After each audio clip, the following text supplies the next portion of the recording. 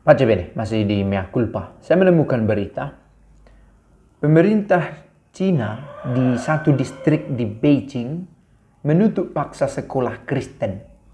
Sehingga ada seratusan anak-anak terbengkalai pendidikannya. Tempat itu bernama distrik Tongzhou di Beijing, di mana pusat pembelajaran anak TK dan SD ditutup oleh pemerintah setempat karena dikatakan unregistered, tidak terdaftar gereja itu sendiri dan lembaga-lembaga yang tersangkut ke gereja itu, termasuk pendidikan. Nanti akan kita dibicarakan juga bahwa ada juga tempat penitipan anak, termasuk juga sekolah luar biasa untuk anak-anak difabel, different abilitas, yang autis, yang cacat, dan ada juga tempat gym atau sarana kesehatan. Sejauh itu tersangkut dengan gereja yang terlarang ini, maka ditutup semua. Ada satu kelompok nirlaba, non-profit organization, yang memberikan laporan bahwa pemerintah di distrik Tongzhou ini menutup secara tidak adil lembaga pendidikan itu dan membuat persoalan baru, terutama untuk masalah pendidikan yang sudah ditanggung-jawabi, yang sudah diisi oleh pihak gereja selama ini. Dan penutupan itu benar-benar merugikan ya, dengan berkedok agama, dalam arti alasannya adalah ada gereja yang tidak sah dan berurusan dengan agama, tetapi berpengaruh juga pada proses pendidikan. Pemerintah Cina melanjutkan tindakan keras terhadap panti asuhan juga, panti asuhan Kristen, dengan kedok menegakkan peraturan baru tentang urusan agama. Oke, itu yang pembelaan yang dipakai oleh pihak pemerintah.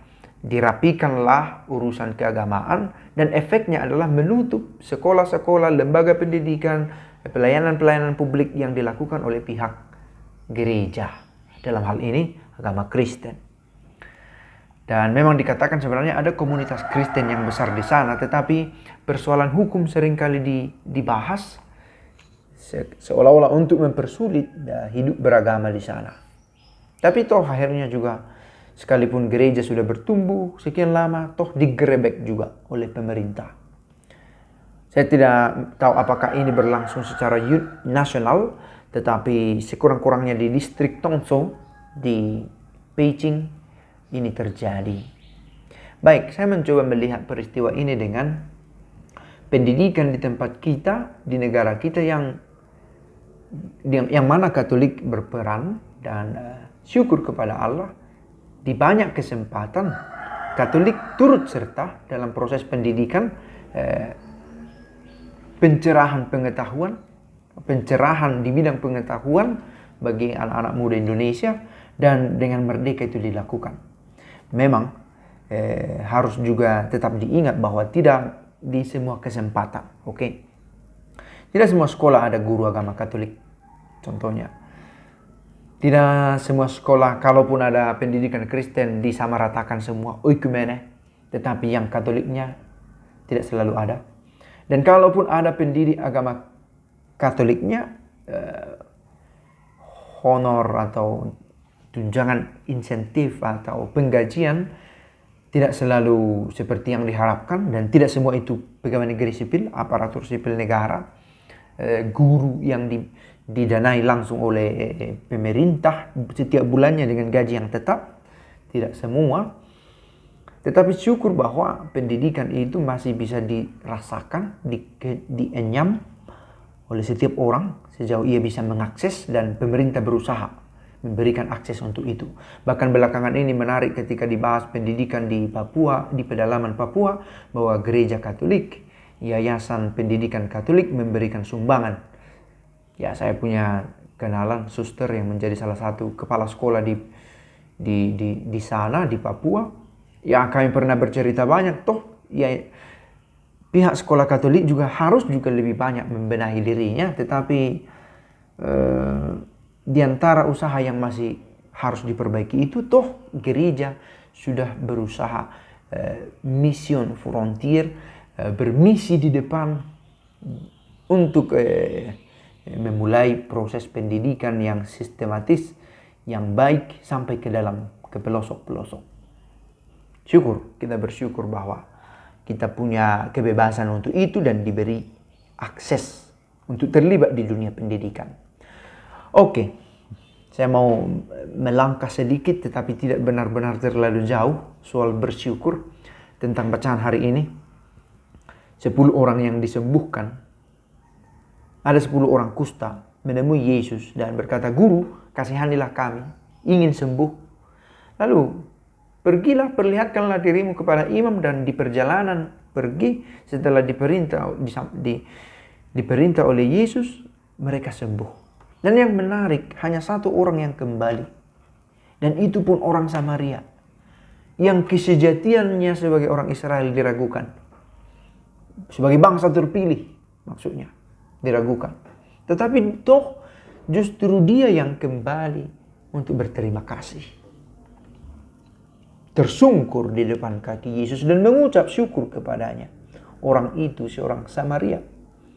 "Bukankah ke-10 orang tadi semuanya sudah sembuh?" kata Yesus. "Mengapa hanya 1 yang kembali? Di mana yang 9 orang lagi? Tidak adakah di antara mereka yang kembali untuk memuliakan Allah selain orang asing ini?" Kita lihat. Ini satu gambaran justru orang-orang yang disebut bangsa terpilih, orang-orang yang dekat dengan Allah, yang kalau dalam sekarang yang dibaptis, justru orang-orang yang semacam ini yang justru tidak lebih mengenal Allah, yang tidak berniat untuk mengucap syukur atas apa yang dia dapatkan. Maka kita bisa membuat kritik banyak hal tentang gereja secara universal di Indonesia sendiri, tetapi tidakkah ada hal yang bisa kita syukuri dalam gereja yang harus tetap diperbaiki ini? Gereja kita punya problema, persoalan di banyak hal yang harus diperbaiki, bagian demi bagian, tetapi seraya memberi kritik kalau harus dan memperbaikinya, tidakkah seraya memberi kritik dan memperbaikinya, tidakkah ada yang bisa kita syukuri dengan menjadi seorang Katolik di negara ini?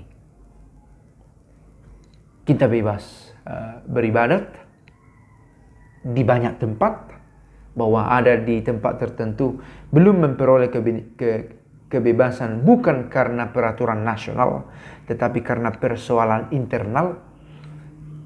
Ini adalah pekerjaan semua pihak, tetapi bahwa kita bisa menyelenggarakan perayaan iman kita, terlibat dalam banyak aspek, bukan hanya dalam peribadatan, tetapi juga dalam kemanusiaan, pendidikan, kesehatan, panti asuhan, sosial, di sekolah-sekolah, di klinik, di rumah sakit, di panti asuhan, macam-macam lembaga yang bisa dibuat. Itu pantas kita syukuri juga. Dan bahwa gereja masih memberi perhatian pada hal semacam itu. Melihat pendalaman iman itu dalam ajaran sosial gereja dan praktek sosialnya. Tidak melulu dalam teori-teori yang memengaruhi pemikiran banyak orang. Tetapi dalam praksis hidup. Dan ini pantas kita syukuri. Pace bene.